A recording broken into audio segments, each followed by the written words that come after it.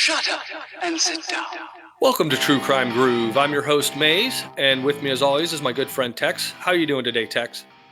I'm doing good. Hope everybody is doing great today. We're trying. It's starting to warm up here, so getting out of this deep freeze, that's always a good thing. Yeah, it's good when it starts warming up. We're still having some of these cold spells. Yeah. I wanted to thank everyone for listening to the last podcast and for tuning into this podcast.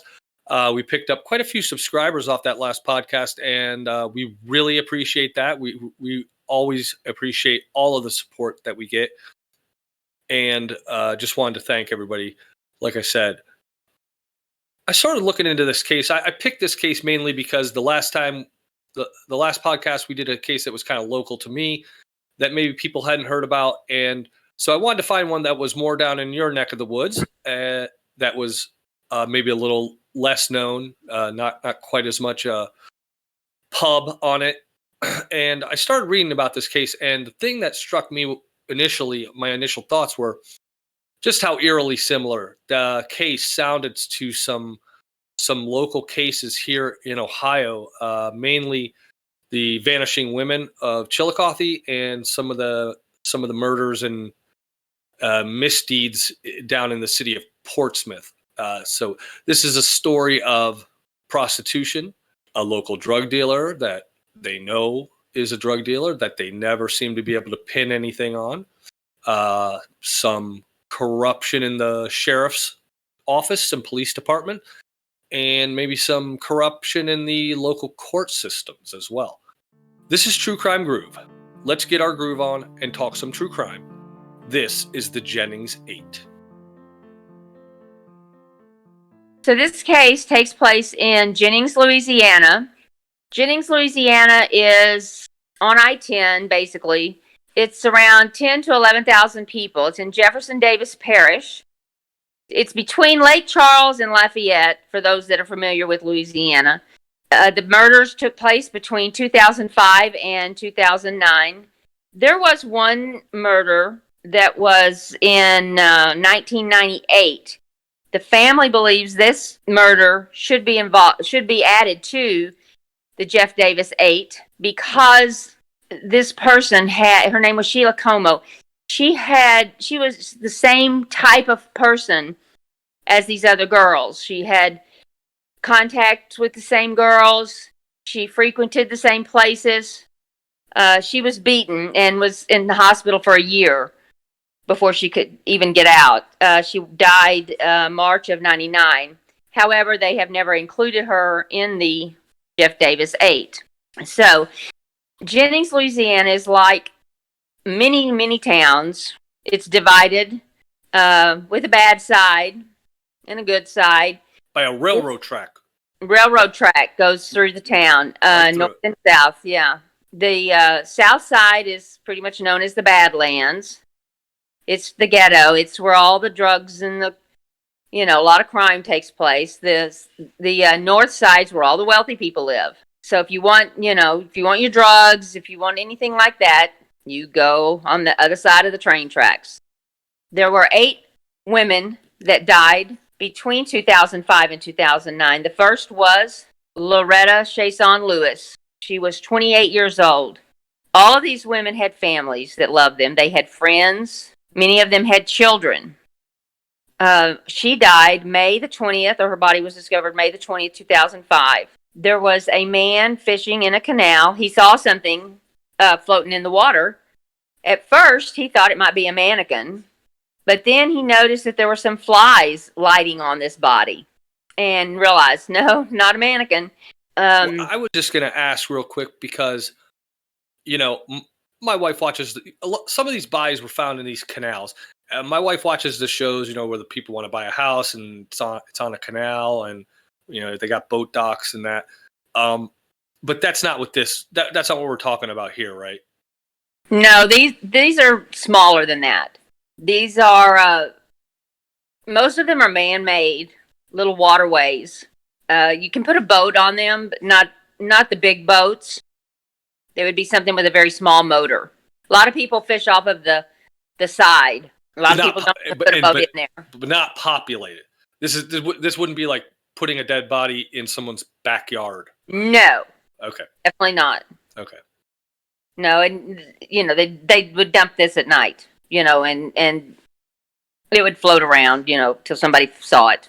Gotcha. I just want to clear that up for those of us who might not know. And there's small ones, there's some bigger canals. There's canals with locks on them.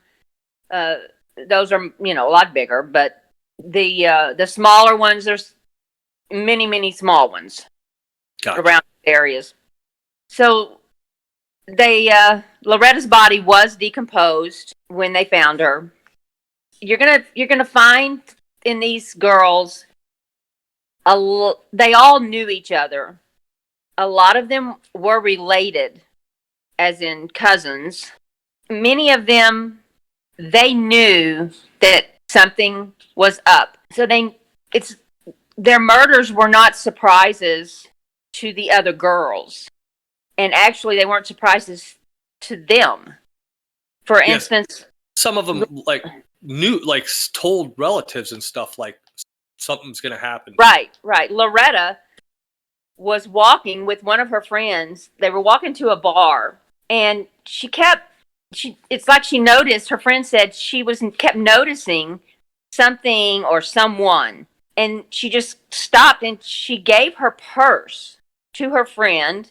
And she asked her friend to put this in the top of her closet. And then she made her friend leave. And that is the last time that her friend ever saw her. So whatever Loretta saw, she knew this was bad. This was very bad. So she knew that something was coming. The second girl that was found was not as big in the clique with these other 7, but still frequented a lot of these same places. Her name was Ernestine Marie Daniels Patterson. She had several kids.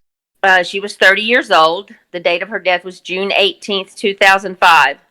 I think we hadn't mentioned, I don't think we'd mentioned yet, but all of these women worked in the sex industry. Definitely. Actually, they were pimped. The man that did this did not call it pimping. So we'll get into him as well. He's quite colorful.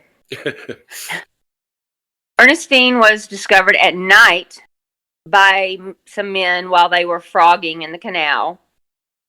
And if you don't know what frogging is, you have to do it at night. They're huge, massive bullfrogs, and they get them and sell them for frog legs and what have you.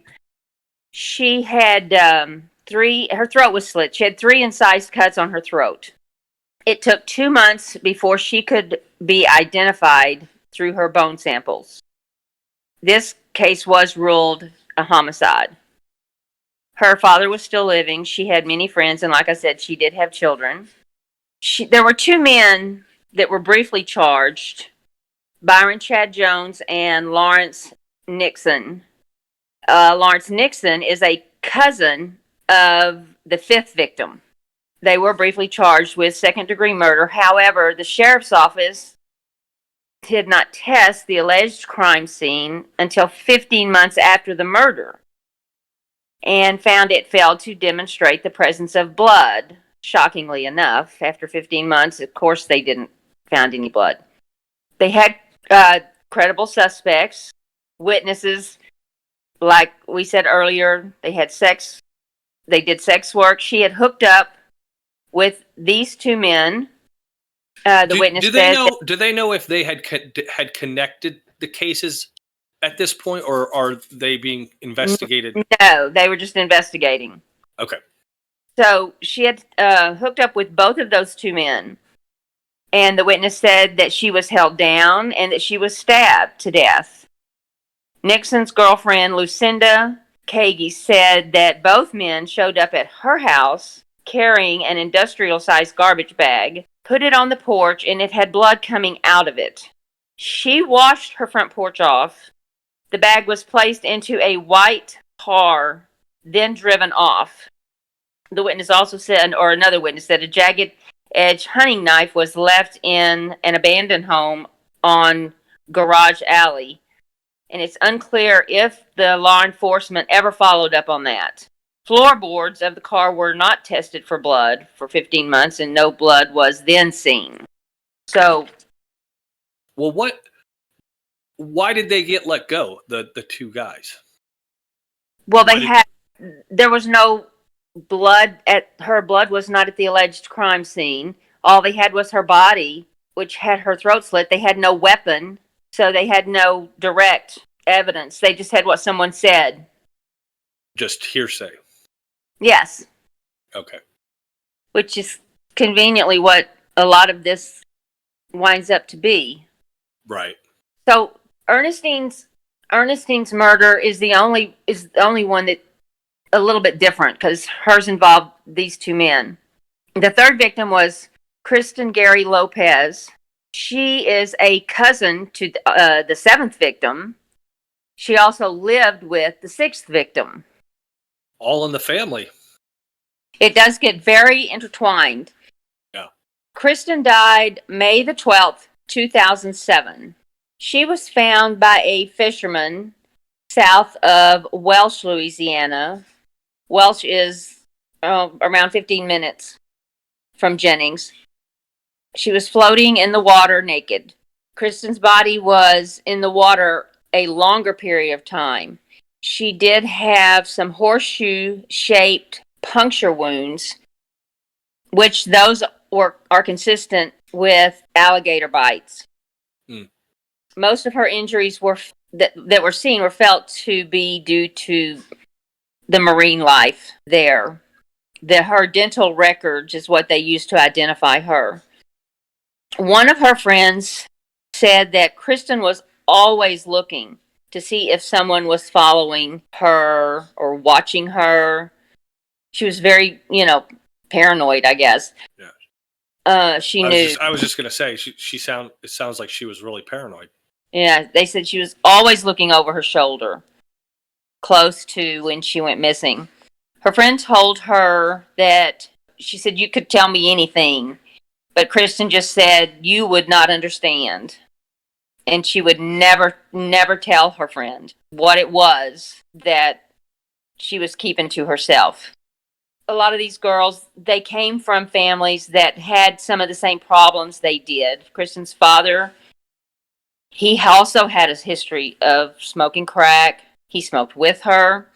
There was one time when he was in jail, and she went to visit him, and he told her to slow down because he knew, she was hitting it hard and heavy.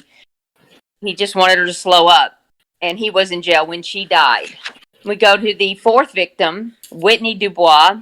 She was 26. She died May the 12th, 2007. She had a child.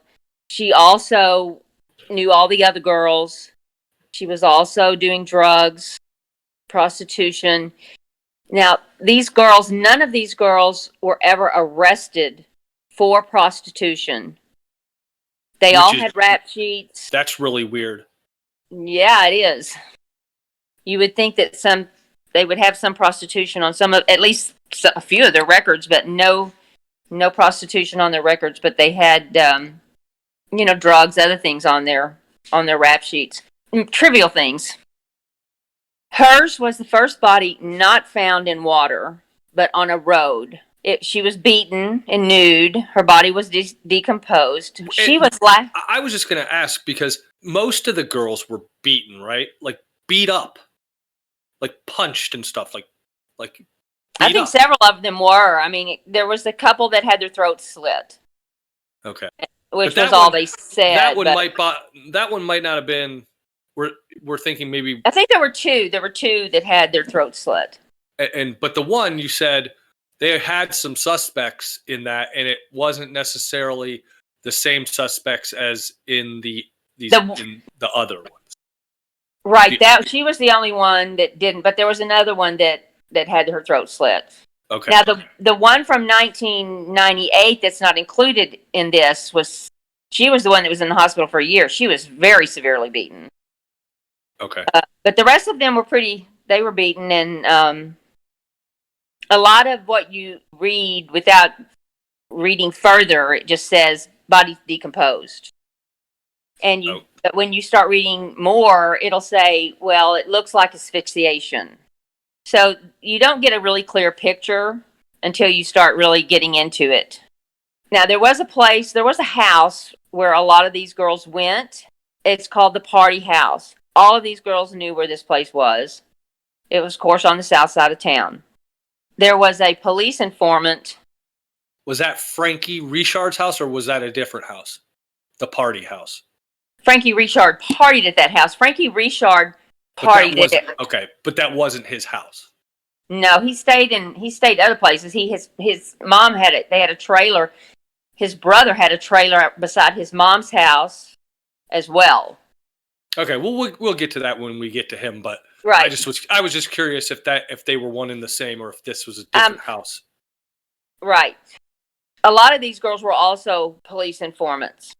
The person that found Whitney Dubois was Jamie Trahan. He was also a police informant. You'll hear his name again. He claimed to have found her body in the AM on the 12th. But the story with that is his ex-brother-in-law, Chad Richard, claims that story he gave was false. Because Chad and his then wife were celebrating an anniversary and they went to the Budget Inn. They were doing drugs together. Jamie showed up. He smoked with them. Jamie also did a lot for Frankie Richard to get drugs. Frankie Richard was the big drug dealer. I mean, if you needed some drugs, you could get them from Frankie. Frankie also was the one that pimped a lot of these girls, which he didn't call it pimping, but that's what he did. So anyway, late, they left the Budget Inn. A pimp by any other name smells just as sweet. He took care of the girls. Yeah. Gotcha. He took care of the girls. So later on, they left the Budget Inn, the three of them. Jamie was acting a little strange. So they were driving, and they were going the same direction where this body was. And Jamie was the one driving. He turned very wide onto Bobby Road, which was the road that she was found the next morning. He turned very wide, almost going into a ditch. So Chad Richard asked him to stop. He said, why? He said, well, there's a body in the road. Jamie said, no, there's no body in the road. That's a deer. Chad said he could tell it wasn't a deer because the way the headlights were shining on it. Because the deer obviously would have fur. The body didn't. So Chad said that he argued with Jamie for a good long time, but Jamie just kept driving. So later, Jamie went back, that next morning went back and called the sheriff and said he found a body. Jamie claiming that it was foggy and that's why he turned wide. Plus, he'd been smoking crack. Okay. So wait, just hang on just a sec. So the guy that turned the car wide, he's the one that called in and said there's a body? Yes. But at the time, he said it was a deer? Yes. Okay, well, that's not strange or anything. No, he claimed that just because of the fog that he thought it, I'm sure it was foggy, but well, it's just weird. Weird if someone else said in the vehicle, "There's a body there," you stop and go check it out. Yeah, that sounds a little strange to me because that doesn't really make any sense. That you thought it was a deer. If you thought it was a deer on the road, 15 minutes later, you're not even going to be thinking about the deer. You're on to something else, and you're right. That just doesn't. That defies logic. It does. So Whitney's brother hired a private investigator, and the two of them, they believe that a white male did the killings, but due to, quote, legal reasons, cannot be identified. Wait, I'm confused. Say that again. They think it's a white male, but they can't identify him because of legal reasons? Right. That's a new one on me. He can't be identified because of legal reasons. Well, so like he's a protected witness of some sort or something like that? I don't know. There's quite a few white males that are in and out of this story. Okay. Okay, keep going. Take your pick. I don't understand what that means, but Well, carry on. This man, I think they're talking about Frankie, but this man plus his niece was arrested in May 2007 for the murder of the third victim, Kristen, that we've already talked about, but walked free because the witness, which was Tracy Chason, recanted her statement. She said she made it up. Right. And we'll talk to her later. But so I'm pretty sure that they were talking about Frankie Richard, but he never said that. I remember now the one girl who recanted her testimony or her statement. Oh yes. Yeah. And she recanted it profusely. Yeah. She even spent time in jail for it. I'm guessing she didn't want to end up on a road somewhere. Exactly. Laying on a road somewhere. Yeah, she asked him to keep her in jail so that she could be safe. Very intimidating place. You don't want to break down near there. It doesn't sound like it. The fifth victim, LaConya Muggy's what everybody called her, Brown. She was 23. She lived with her grandmother as step-grandfather. She had a son. She died May the 29th, 2008. A policeman found her next to a police shooting range. This is the other victim that had her throat slit. Okay. Now, her body was doused in bleach and still warm. Can I ask a question? Because I'm trying to remember things myself because we got delayed in the podcast a little bit. So is this the one where the family's kind of like questioning the police officer that found her and said he shouldn't have been in that area and all that? Or is that a different one?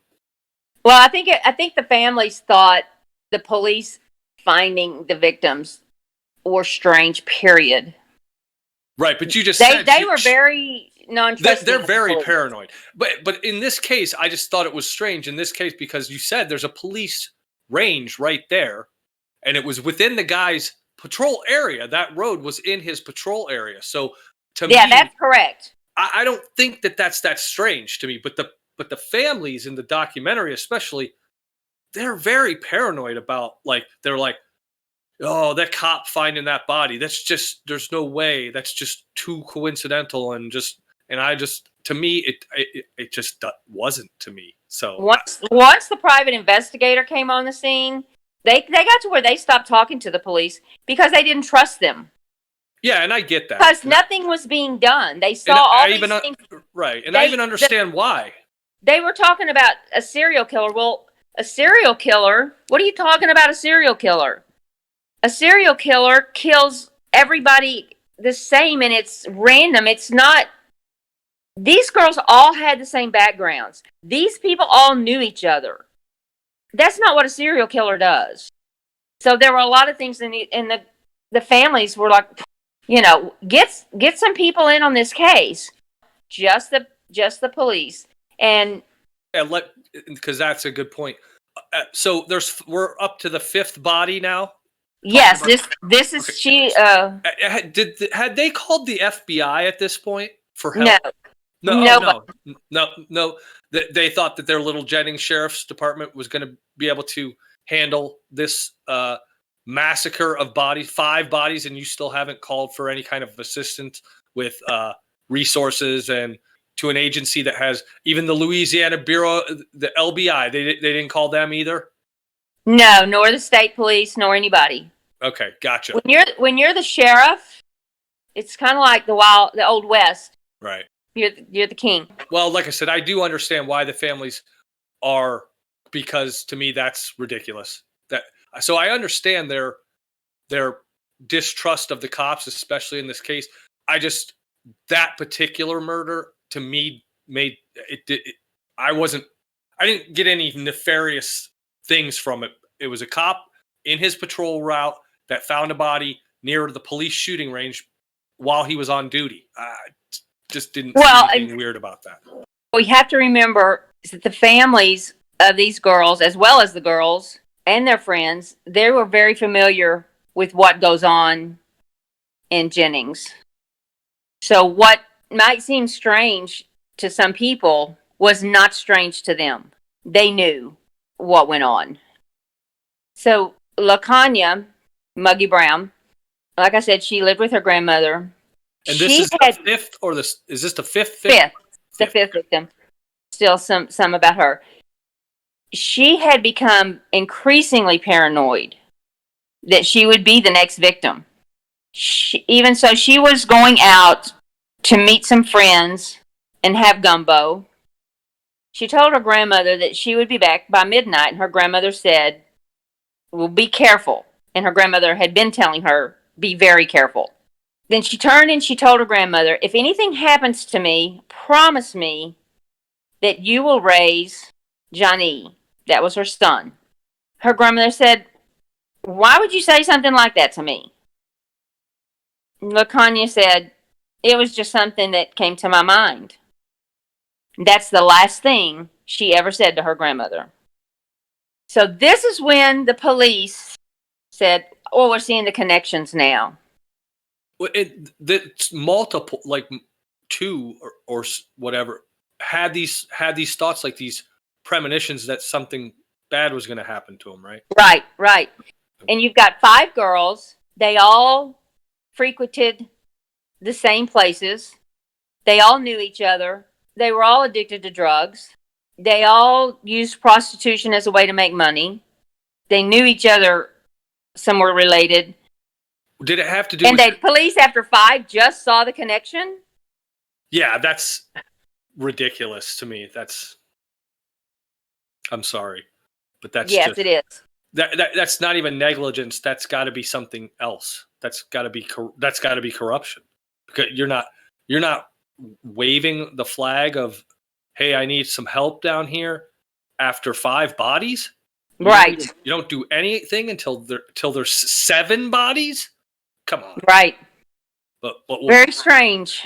We'll get into that here in a minute. Right. The 6th victim, this is Crystal Shea Benoit Zeno. She is the one that lived with Kristen Gary. Kristen, as I said, was the 3rd victim. She was found in the woods, September 11th, 2008. Her body was badly decomposed. There were skeletal remains, which we'll talk about later on in connection with one of the police officers.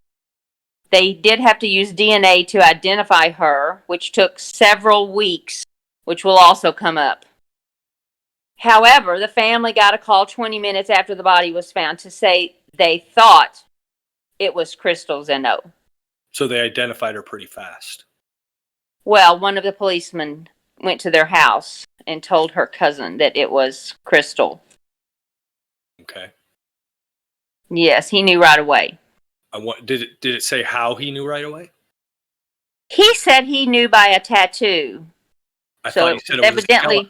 I thought you said it was a skeleton. Yes, it was.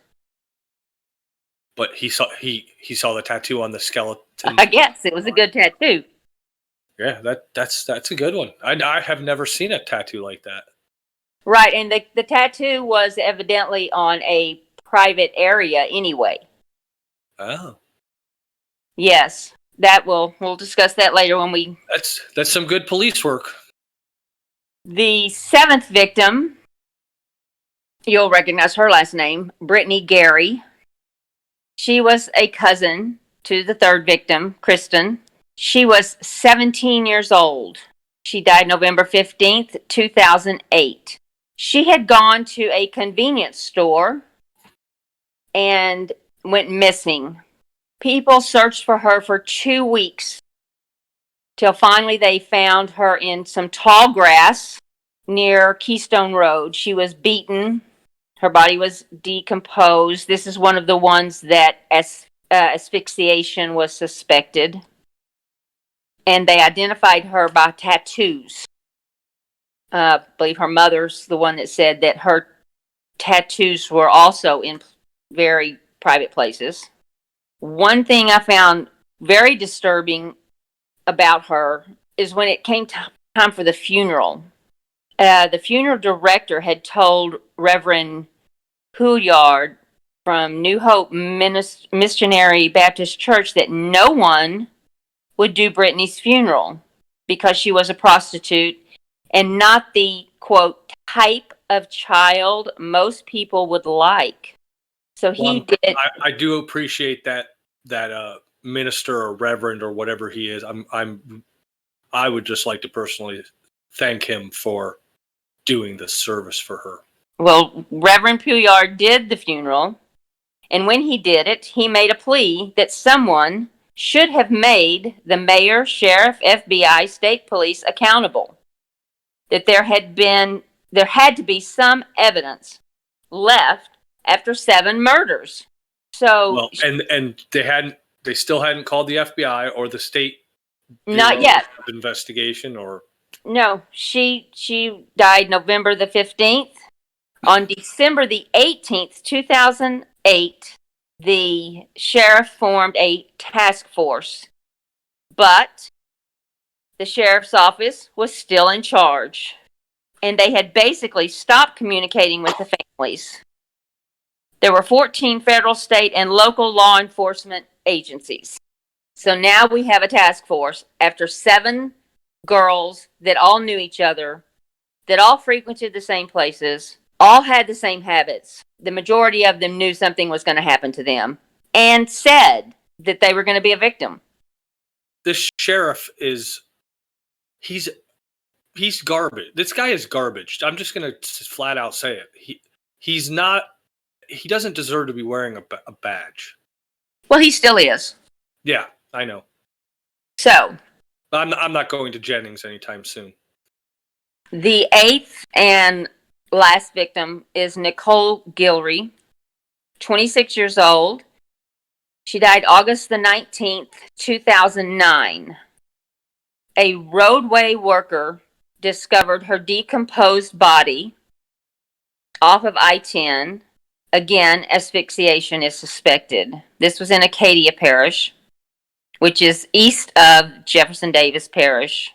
Also, just real quick, for those of you who might not be familiar, a parish is kind of what you would call a county.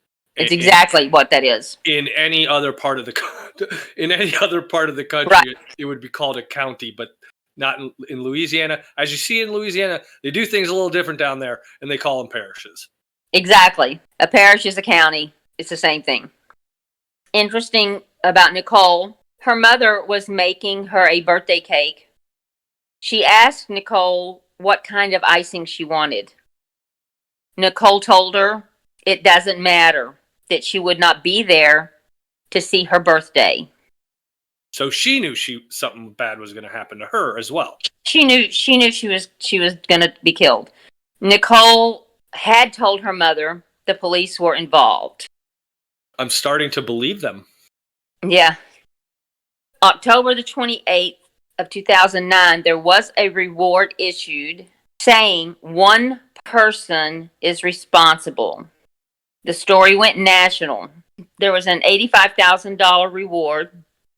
It was put on billboards. There's a hotline number, which we'll put that up. It's 337-824-6662.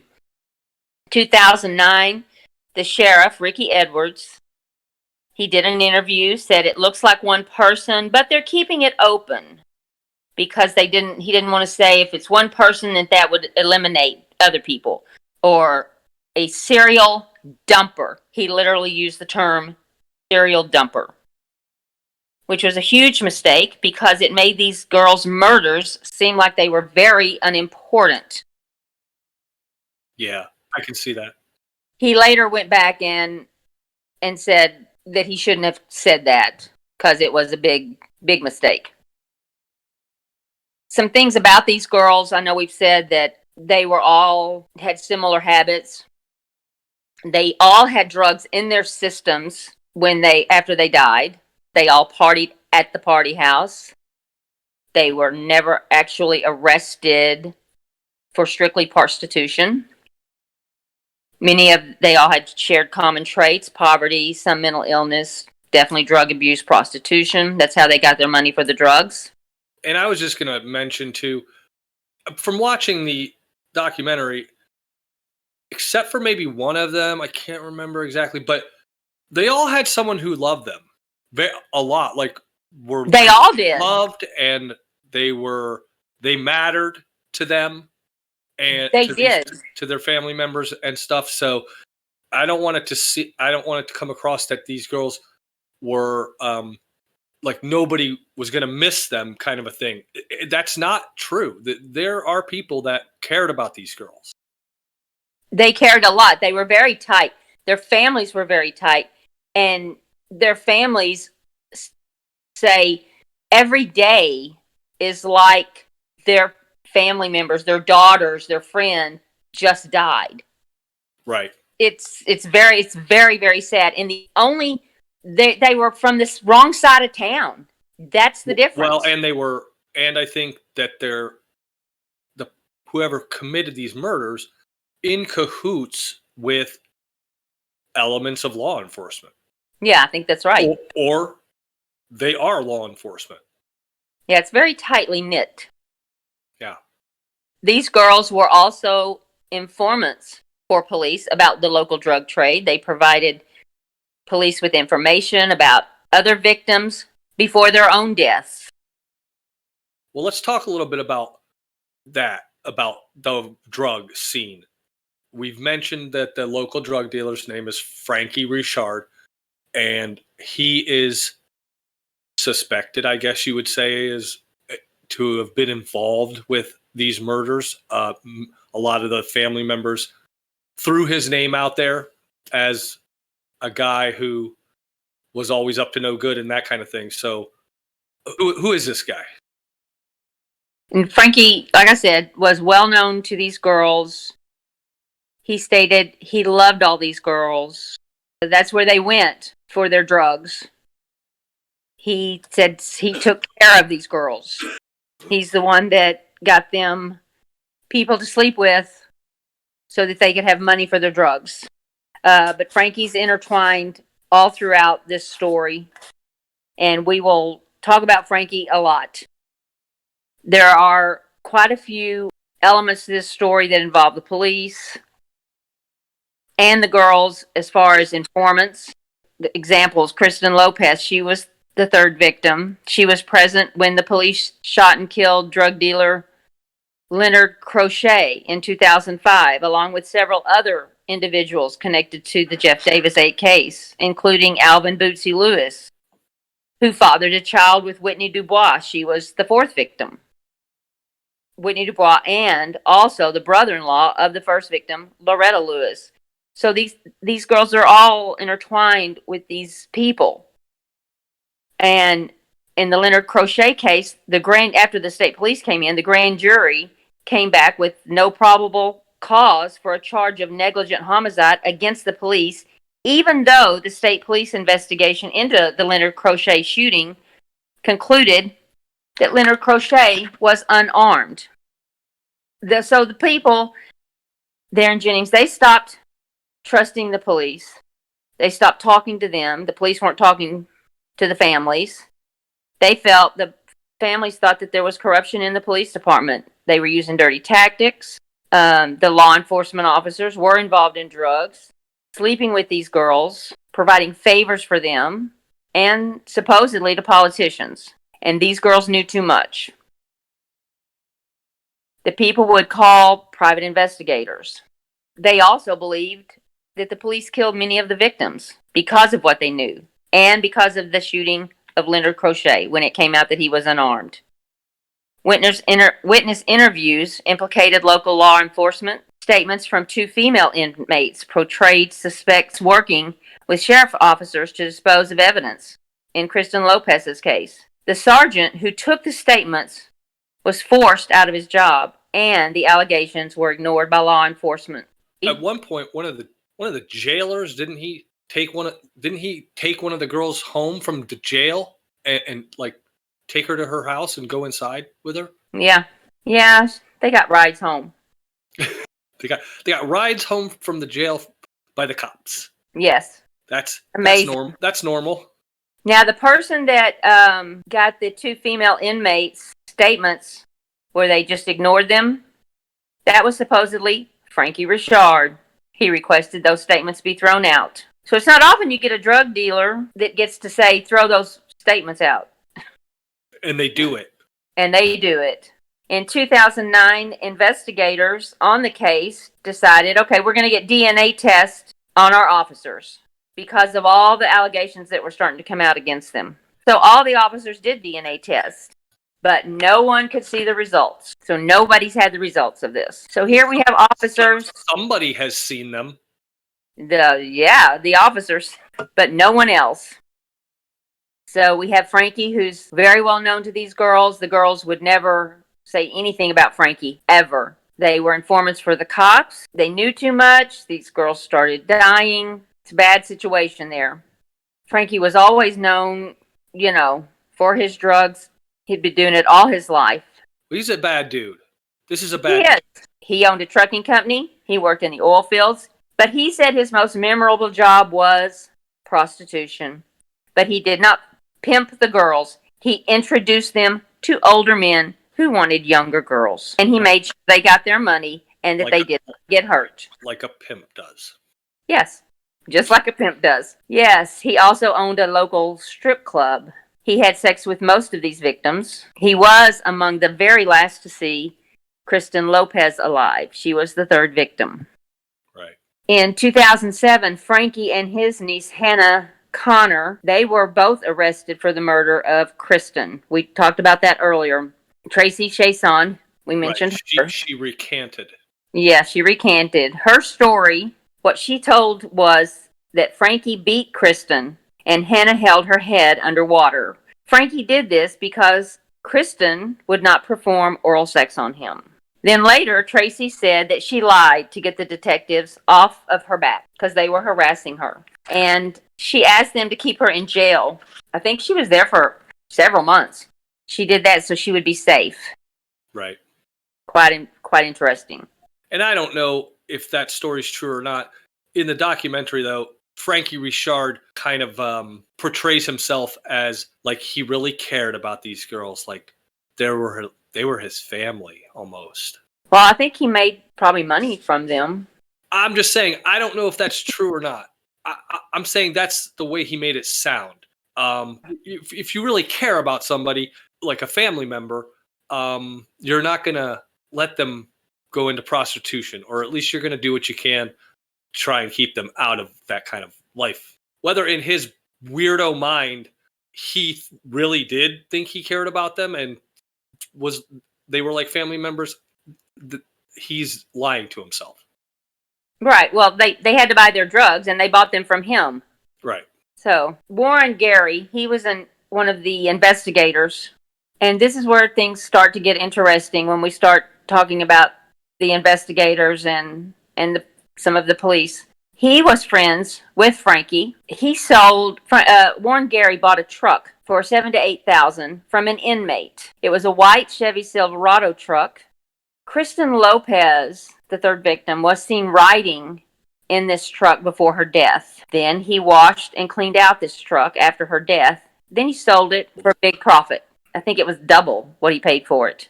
And this was a potential crime scene. The sheriff would not respond to comments. Just to be clear, a police officer is buying a vehicle from a person in the jail. Yes, from an inmate. From one of the inmates in the jail. Is that common? I wouldn't think so, but... yeah, that sounds a little odd to me. Right. Kristen Lopez was seen riding in the same color and type of truck before she died. And then he washes his brand new truck. And then he sells it later. How long did he own it? They didn't say exactly how long. They said sometime after he sold it. But not too long. But he sold it for like twice as much is what he paid for. Yeah, he sold it for $15,000. Wow. He bought it for $7,000 to $8,000. He's a shrewd businessman. Right. The only thing that they did was they fined him for $10,000 because it was potential. It was a potential crime scene. and And he got rid of violated the ethics committee, or the ethics So- committee decided this, right? I believe so. And then Yeah. they slapped him with the maximum fine of $10,000 And then put and him in placed charge. him. He Yeah. wasn't an investigator then. They placed him head of the evidence department Right. after he got rid of evidence. So he's committing nefarious deeds with potential evidence of a crime scene, and then gets put in charge of evidence. Right. Okay. I'm trying Makes to perfect sense. I'm trying to keep up with this because as a listener, you got to be scratching your head a little bit going, well, what did they just say? December the 12th, 2007. This was with Sergeant Jesse Ewing. They stated that they went into Billy Connor's camper. Now, Billy Connor is Frankie Richard's brother. The camper was parked next to Frankie's mother's house. So they went in to buy some illegal narcotics. His daughter, Hannah Connor, was in there.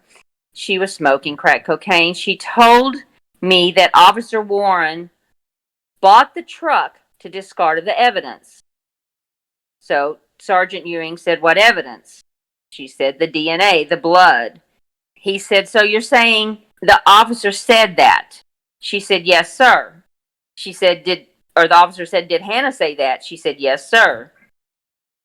The officer said, "Did he know about the killing?" She said, "Yes, sir." So there were tapes. The Jesse Ewing tapes feared the Jeff Davis police. He turned them over to private investigators who sent them to the FBI. So Sergeant Jesse Ewing was arrested for obstruction.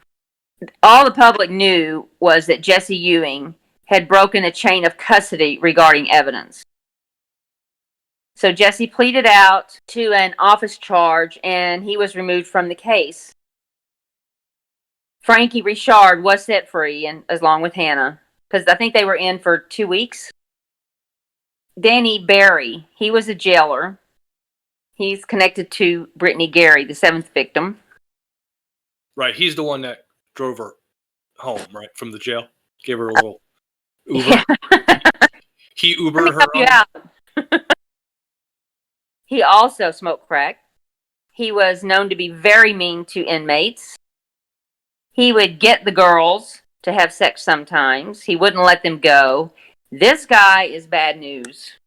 He had a trailer that was known to these people as a sex dungeon. On November the 2nd of 2008, Brittany Gary, she was at the party house. That's when, after that, she went to the convenience store.